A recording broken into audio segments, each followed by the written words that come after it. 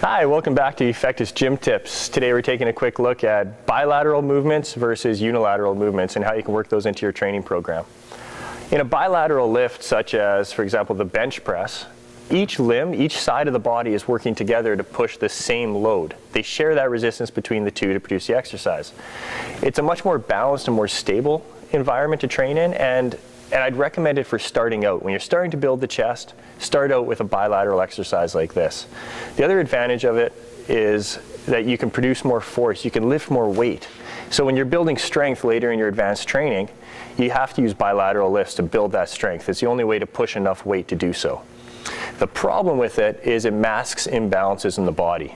And you can end up with your right arm being a lot stronger than your left and not even know that that's happening because they're sharing the weight, your right's just being more dominant. The way to fix this is to include more unilateral lifts into your training. Unilateral lifts are individualizing each limb. Each one has to work independently to lift its own load. Good example here would be just the dumbbell chest press. Lying back on a bench, 2 dumbbells, each arm working individually to lower that weight and press that weight up with control.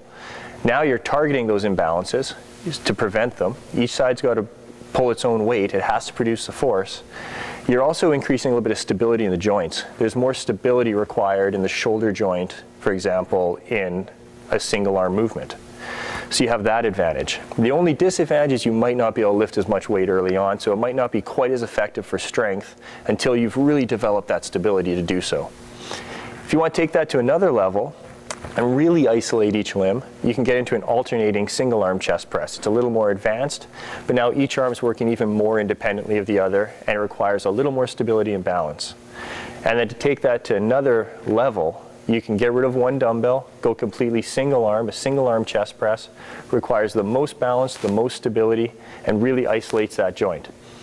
My advice would be to progress properly. Start out with bilateral movements like a push-up, progress to a bench press, then get into the unilateral, such as a dumbbell chest press, an alternating chest press, and a single arm press.